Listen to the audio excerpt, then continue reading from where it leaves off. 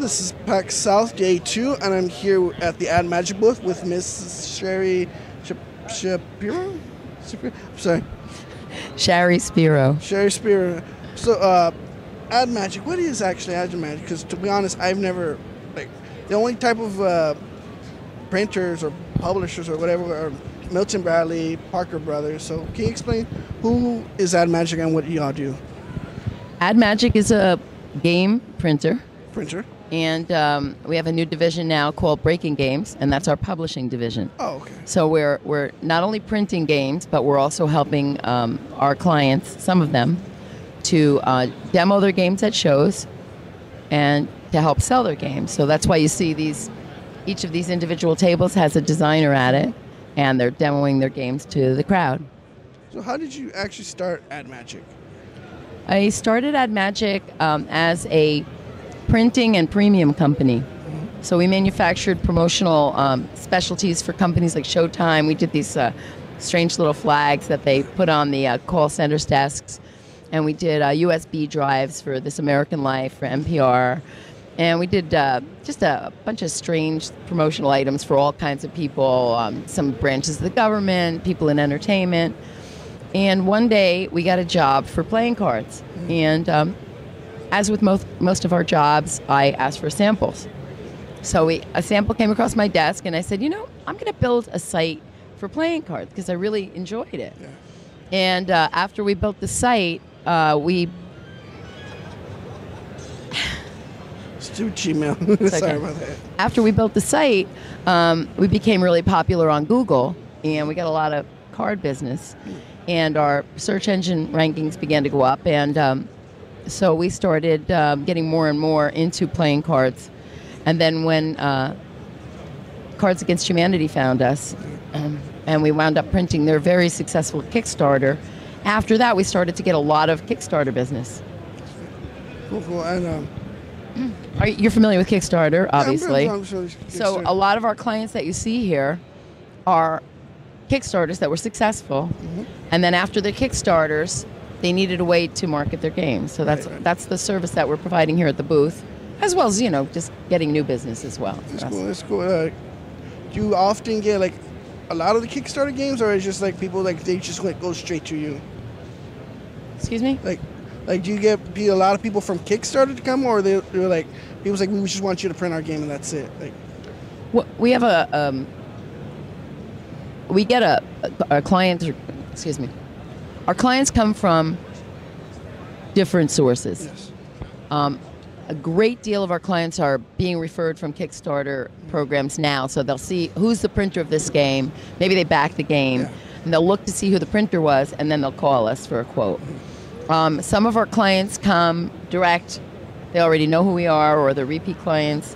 Other clients are researching on the internet, and they have a project. So, they come to us in different ways, but a huge number now are coming directly from seeing a Kickstarter. How do you choose which projects? Do we want to print this one? Between all the projects, how do you? Well, for the printing part, the clients choose us. Uh-huh. We give them a price, and we discuss their project, and they see if we're the right fit for them. So that's not our decision. With regard to publishing, that's when we make the decision. I like games that are fairly easy to learn, that are fairly short to play, but have good or interesting strategy points. So that's what I like. Yeah, with the success of Cards Against Humanity, do you think the traditional gaming, as I like to call it, which is board gaming, card gaming, do you think that starting to gain more significance? And everybody's starting to let's unplug from the internet and let's play a board game. Do you think that's seen a rise in that? I think that the industry is growing again. I think the tabletop industry is growing. Maybe it took a hit a little bit when the video games came in, but now people play both. They play video games, but they also want to interact with their friends, and I think that this is such a great opportunity now for game designers who are interested in creating tabletop games. And I know this is coming from the video game side, most of the market, more the designers and everything is is dominated by men. Is there like a type of a Say that again. in the video game industry, the majority of like the people working there are males. Is there like any type of coming from like from traditional gaming, board gaming, printing, and all that? Is there like a same shift, or is it balanced, or is it It's an interesting question. I've been seeing a lot of teens that are male and female. So we have a lot of clients who are team designers. They design in teams. That being said, there are still more guys, I think, that are game designers that we've personally been dealing with. Yes. But more and more women every day, honestly. That's great. We've got a lot of women who are up and coming designers that are interested in working with us, and we're excited about that, of course, because why not? I want to work with anybody who's innovative, whether they're men or women. So how did you get involved with Cards Against Humanity in the first place? They Googled us, and they asked us a lot of questions, hundreds and hundreds of questions, and hundreds and hundreds of emails. And but in all seriousness, they were very specific about what they wanted. We answered their questions to the best of our abilities, and once we landed the job and started printing it, it just started to take off. It's a very, very clever product. Did you think that it was going to be this Cards Against Humanity was going to be so big? Like, did you think it was just going to blow up? It's just another card job, but then it just blew up. Everybody's talking about it to the point where it's affecting society at large. It's cool. I don't think anybody knew how big it was going to be. I don't think the guys knew until it actually happened. So I don't know if you can predict something like that. And you're also known for some of your more clever marketing techniques. One of them was I remember at PAX East, you had the pole meal. And from a story that I heard from... Now that's Cards Against Humanity. Oh, that was them? Yes. That was their pole meal. Cards Against Humanity comes up with the ideas. Okay. And then they say, okay, we have this crazy idea. And I say, okay, let me see if I can figure out how to make that. Yeah. So the pawn meal, that was them. That was them. Cards Against Humanity. Oh, yeah. And basically what I did was I created the oatmeal packs. Oh, okay. And put the cards in it and make sure they got there on time. Yeah, the funny story was that nobody knew what it was in them. They just start throwing away. And then Jesse Cox from Polaris, he's curious. He opens it up. He's like, oh my God, Cards Against Humanity. And he just started collecting them. And then I heard it on his podcast. And then afterwards, everyone's like, oh my God, we threw away free Cards Against Humanity. Which leads up to bullshit. Who came up with that? So they did, of course. And so they said they wanted to pull all their products off the shelf on Black Friday and sell nothing but bullshit. And they said, so what we want to do is we want to put a piece of bullshit in a box. And it's got to be bullshit, not cow shit. And I said, okay, we'll make sure it came from both. So we hired a woman in Texas, and she of course. she was already in the business, believe it or not, of harvesting bullshit. So we hired her to make the shit exact size. Had to be a perfect size to fit in this special box, which had foam on the top and bottom to keep it from moving around so it wouldn't get broken. And then we created a special corrugated box to, so it could be shipped safely. And then the guys found these really stinky buttons, and they really smelled bad. Surprisingly, the bullshit itself didn't smell, but the buttons really stunk. Yeah. But it was funny because that box isn't even big enough to hold a card, and yet guys online were opening it up and looking for cards, and it's not even big. You could tell by looking at it. It's not even the right proportion to hold a playing card. So it was pretty funny. I got a kick out of it. It was a lot of fun. That was really funny. When I saw some videos, everybody was like, this is bullshit. Literally. I treasure my bullshit. I treasure my piece of bullshit. All right, so what's next for Ad Magic? So Ad Magic is publishing a game called, please, Bring Some Poop. So nice segue from the bullshit. Yeah. This is Blaze Sewell from Feels Right Design. Hello. And hi. We are publishing a game together called Poop the Game. Poop the Game. Tell them a little bit about Poop. So Poop's a real easy game. It's a lot like Uno. You're trying to get rid of all your cards. The first player to run out of cards is the winner. There's toilet cards, and players go around, take turns pooping, but you don't want to clog the toilet. If you clog the toilet, you have to pick up all of the poop that's already been laid down. To prevent clogging, there's flushing. It's just like in real life. And if you flush the toilet, it clears all the poop out of the way, which can be life-saving. We've all been there, right?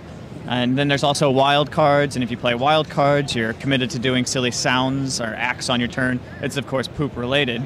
And if you forget to do it, players can call you out and say, hey, you're supposed to be making fart sounds on your turn, and you're not doing that, so now you have to draw another card. And so that's how you play Poop. We've got Poop and Poop the Party Pooper Edition. And today we're wrapping them up, gift wrapping them in toilet paper, shoving them in a brown paper bag, and people love it. You're actually demoing that right now, right? He's demoing that, so you could actually check it out. Awesome. And he's planning. You're planning a Kickstarter for an expansion, right? Exactly. In about a month, there's going to be an expansion for a Spanish version. It'll be Caca el Juego, and a version called the Public Restroom Edition, where we're going to go crazy and we'll have plungers and all types of stuff in there. That version we're getting real crazy with. I'm excited about that. The plungers and that's going to be cool. So, Poop is our first Breaking Games game, officially. And I'm really, really excited that Blaze had the belief that we could promote his game properly. And so we're really, really excited to be working with him. I love the game myself. It looks fun. We're going to try it out after this. So. Heck yeah. I've got people checking it out, so thanks for talking with me. No problem. We'll see you in a bit. Yeah, come check out my Poop. Come check out Blaze's Poop. So what happened with Poop the Game was it was laying on the table at Boston Fig with a whole bunch of other games. Yeah. We were showing, all these games, not selling, just showing people what we could do. And people from all walks of life, grandmothers, guys that worked in a bank, really crazy, were coming up and saying, how can I get that Poop? And I said, you've got to be kidding me. You're wearing a tie. And one day I had a guy who was a bank vice president in my office, and he said, how do I get one of those Poop games? I would really like to take that home to my son. And I said, this is something else. Yeah. And that's when I called Blaze, and I said, Blaze, I have to publish your game. So that's how it started. And we have, if you go to breakinggames.com, we have 7 titles. And Poop is also still available at feelsrightdesign.com. You could go Google Poop, the Kickstarter, and you could find Poop on the internet.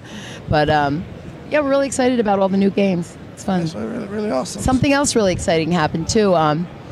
So Cards Against Humanity referred us to a client named Elon Lee, and he has a Kickstarter right now that's called Exploding Kittens. Oh, I heard about that. Exploding Kittens. I didn't look this morning, but yesterday it was at 3.5 million. I want to say in 3 days, which is incredible. And we're going to be printing Exploding Kittens as well. Oh, so cool. We're really, really excited to be working with them.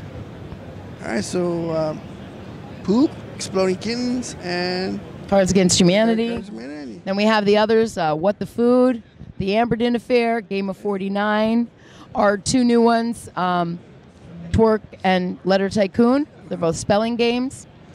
And our friend here, Raz with Billionaire Banshee. We have another one coming out too called Circular Reasoning over there. Okay. And Circular Reasoning is a really, really clever strategy game. It's not like chess exactly, but it's just really clever. It's on a round board.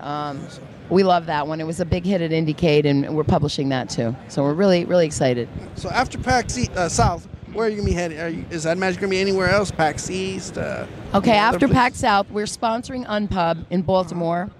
That's coming up February 5th through 8th. Okay. We'll be in Baltimore. And then February 14th through 17th, we'll be at the Toy Fair at the Javits Center in New York. Okay. And then the first weekend, I think it's March 6th through 8th, we're going to be at PAX East. PAX East, yeah. And after PAX East, there's a bunch of stuff, Gamma Origins. Cool. Yeah. So come out to see PAX South, see all the good games here at Magic, and if you can't make it here, one of the other places that she just mentioned, go there, buy the game. These are really fun games. I hope you get a chance to try some out. We're gonna try Poop after this. And don't forget your lens gloves. Very important. Again, one more thing I just want to tell you Sure, no problem. before we're done. So we printed this calendar, and this calendar features, this calendar features a technology called augmented reality. Wow. And what it is when you scan the images that have the all-in symbol, Yeah. they take you to videos that are about each game Oh wow. in the calendar. So when you get a chance, check looks that really out. Cool. We're going to be using that technology for buyers who come up wherever they see a game to scan the box cover of the game so they can see unboxing of the game, what's inside, a quick interview with the designer, and a round of gameplay. Cool. So people can see what the game's about before they buy it. That sounds awesome. Well, thank you for the interview. Sorry that Thank you. we're running so late because we had car trouble, and then they herded us all the way to the queue lines. Like, everybody has to queue up there. Don't care if you're pressed on it. You queue up over there. So not only we have to this crowded street right up front of the. Oh no. We also had to be in with the rest of the herd. So that's tough. Well, it's Texas. What do you? Next time, ask me for an exhibitor pass. I would get you an exhibitor pass. Sure, no problem. Thank Thank you very much for this interview. you. Appreciate it. Thank you.